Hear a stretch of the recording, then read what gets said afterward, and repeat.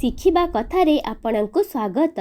ଆଜିର ବିଷୟବସ୍ତୁଟି ହେଉଛି ମୃତ୍ୟୁ ସମୟ ଆଗତ ହେଲେ ସବୁ ବ୍ୟକ୍ତିଙ୍କଠାରେ ଦେଖାଯାଏ ଏହି 8ଟି ସଂକେତ। ଶୁଣିଲେ ଥରିଯିବ ଛାତି।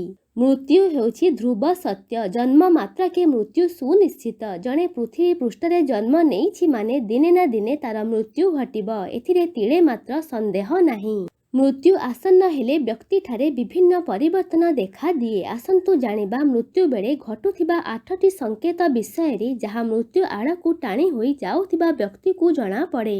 ପ୍ରଥମଟି ହେଲା ଯେତେବେଳେ ଜଣେ ବ୍ୟକ୍ତିଙ୍କୁ ପାଣି, ତେଲ, ଦର୍ପଣ ଆଦିରେ ନିଜ ପ୍ରତିଛବି ଦେଖାଯିବା ବନ୍ଦ ହୋଇଯାଏ ସେତେବେଳେ ତାଙ୍କ ମୃତ୍ୟୁବେଳ ଆଗତ ହୋଇଗଲା ବୋଲି ବିଶ୍ୱାସ କରାଯାଏ। ଦ୍ୱିତୀୟଟି ହେଲା ମୃତ୍ୟୁ ନିକଟତର ହେଲେ ବ୍ୟକ୍ତିର ଦୃଷ୍ଟିଶକ୍ତି ହ୍ରାସ ପାଏ, ଫଳରେ ସେ ଆଖପାଖରେ ଥିବା ଲୋକଙ୍କୁ ଚିହ୍ନି ପାରେ ନାହିଁ। ତୃତୀୟଟି ହେଲା ଶେଷ ସମୟରେ ଜୀବନର ସମସ୍ତ ଭଲମନ୍ଦ କର୍ମ ବ୍ୟକ୍ତିର ଆଖି ଆଗରେ ନାଚିଯାଏ। ସମସ୍ତ ଛୋଟ ବଡ଼ ଘଟଣା ଏହି ସମୟରେ ଦୃଶ୍ୟମାନ ହୋଇଥାଏ।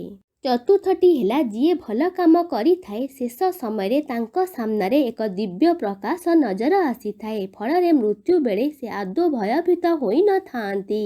ପଞ୍ଚମଟି ହେଲା ଯେତେବେଳେ ପ୍ରାଣୀର ମୃତ୍ୟୁ ସମୟ ନିକଟତର ହୋଇଯାଏ ସେତେବେଳେ ତାଙ୍କ ସାମ୍ନାରେ ଅନେକ ଗୁଡ଼ିଏ ଝାପ୍ସା ଝାପ୍ସା ପ୍ରତିଛବି ଦେଖାଯାଏ। ଷଷ୍ଠଟି ହେଲା କୁକର୍ମ କରିଥିବା ବ୍ୟକ୍ତିର ମୃତ୍ୟୁ ପାଖେଇ ଆସିଲେ ତାଙ୍କ ସାମ୍ନାରେ ଅନେକ ଗୁଡ଼ିଏ ଝାପ୍ସା ଝାପ୍ସା ବସ୍ତୁ ଗୁଡ଼ିକ ଦେଖାଯାଏ, ଯାହା ଫଳରେ ସେ ଭୟରେ ରହିଥାଏ। ସପ୍ତମଟି ହେଲା ଶରୀର ତ୍ୟାଗ କରିବା ସମୟରେ ବ୍ୟକ୍ତିର ସ୍ୱର ବନ୍ଦ ହୋଇଯାଏ ଏବଂ କିଛି କହିବାକୁ ଚାହିଁଲେ ମଧ୍ୟ ସେ କହିପାରେ ନାହିଁ। ଗଳାକୁ କେହି ଚିପି ଧରିବା ଭଳି ତଣ୍ଟି ଘଳ ଘଳ ହୁଏ। ଅଷ୍ଟମଟି ହେଲା ଆତ୍ମା ଜୀବନର ସମସ୍ତ ଘଟଣା ତଥା କର୍ମକୁ ନେଇ ଶରୀର ତ୍ୟାଗ କରିଥାଏ। ଏହା ଥିଲା ଆଜିର ବିଷୟବସ୍ତୁ। ମୃତ୍ୟୁ ସମୟ ଆଗତ ହେଲେ ସବୁ ବ୍ୟକ୍ତିଙ୍କଠାରେ ଦେଖାଯାଏ ଏହି 8ଟି ସଂକେତ। ଯଦି ଏହି ଭିଡ଼ିଓଟି ଭଲ ଲାଗିଲା ତେବେ ଏହାକୁ ଲାଇକ୍ କରିବେ ଏବଂ ସାଙ୍ଗମାନଙ୍କ ସହିତ ସେୟାର କରିବେ ଏବଂ ଏହିଭଳି ଭିଡ଼ିଓ ଦେଖିବା ପାଇଁ ମୋ ଚ୍ୟାନେଲକୁ ସବସ୍କ୍ରାଇବ୍ କରିବେ। ଧନ୍ୟବାଦ।